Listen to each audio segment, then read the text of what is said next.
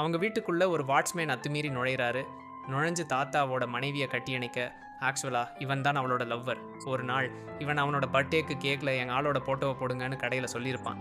ஆனால் அந்த கடைக்காரங்க ஒரு ஆடோட ஃபோட்டோவை போட்டு வச்சுருப்பாங்க.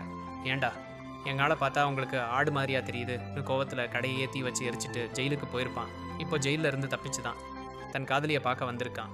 இவளும் நீ போனதுக்கு அப்புறம் சேஃப்டிக்காக தாத்தாவை கல்யாணம் பண்ணிக்கிட்டேன், ஆனால் நல்ல வேளை எங்களுக்குள்ளே எதுவும் நடக்கிறதுக்குள்ளேயே தாத்தா செத்து போயிட்டாருன்னு சொல்கிறா. அதோட நிற்காம தாத்தா பேரில் இன்சூரன்ஸ் போட போகிற மேட்டரையும் அவங்கிட்ட உளறிடுறா. உடனே இவன் வீட்டில் இருக்கிறவங்களை மிரட்டி எனக்கும் அதில் பங்கு வேணும்னு கேட்டுகிட்டே இருக்கான். அப்போ தான் திடீர்னு போலீஸ் வருது. அந்த நேரத்தில் பிரிட்ஜுக்குள்ளே இருந்த தாத்தா பாடி நழுவி வெளியில் விழுந்துடுது. போச்சு, மாட்டிக்கிட்டோம்னு எல்லாரும் பதறிட்டு இருக்க, போலீஸ் வந்தது தாத்தாவை பார்க்கல, ஜெயிலில் இருந்து தப்பிச்ச அந்த வாட்ச்மேனை பிடிக்கத்தான். நல்ல வேலையா அந்த போலீஸ் பாடியை பார்க்காமலேயே தப்பான அட்ரஸ்க்கு வந்துட்டோம்னு சொல்லிட்டு கிளம்பிடுறாங்க. ஆனால் அதுக்கப்புறம் தான் பெரிய ட்விஸ்ட்டு. தாத்தாவை செக் பண்ண பென்ஷன் ஆபீசர் வீட்டுக்கே வந்துடுறாரு. இவங்களும் சட்டுப்புட்டுன்னு பையனுக்கு தாத்தா வேஷம் போட்டு காமிக்கிறாங்க. ஆனால் அந்த ஆபீசராக இவரை பார்க்க தாத்தா மாதிரியே இல்லையேன்னு சந்தேகத்தோட ஃபோட்டோவையும் பையனையும் மாற்றி மாற்றி பார்க்குறாரு. அந்த நேரம் பார்த்து கரண்ட் வேற போயிட்டு வர அவர் சரியாக கவனிக்காமல் சரி ஓகேன்னு கிளம்பிடுறாரு. வெளியில் வந்த ஆபீசர்கிட்ட தாத்தாவோட அந்த லூசு ஃப்ரெண்டு போய் நீ உண்மையிலேயே அவனை பார்த்தியா, அவங்க ஃபேமிலியை சேர்ந்து அவனை ஏதோ பண்ண பார்க்குறாங்க, மறுபடியும் போய் பாருன்னு ஏற்றி விடுறாரு.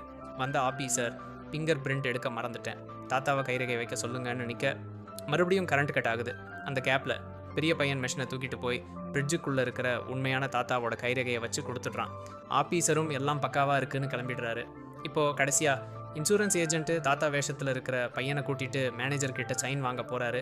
இவர் பேரில் தான் சார் இன்சூரன்ஸ் போடணும், நீங்கள் ஒரு சைன் மட்டும் போடுங்கன்னு கேட்குறாரு. மேனேஜர் சைன் போட போகும்போது அவரோட கேர்ள் ஃப்ரெண்ட் கால் பண்ணி நான் ப்ரெக்னெண்ட்டாக இருக்கேன், உடனே வீட்டுக்கு வான்னு கூப்பிடுறா. அவர் வீட்டுக்கு போனால் அங்கே ஒரு பெரிய ஷாக்.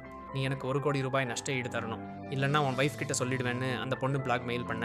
மேனேஜர் செமாப்செட்டில் இருக்காரு. அந்த சோகத்தில் அவர் இருக்கும்போதே இவங்க நைஸாக போய் அவங்ககிட்ட சைனை வாங்கிடுறாங்க.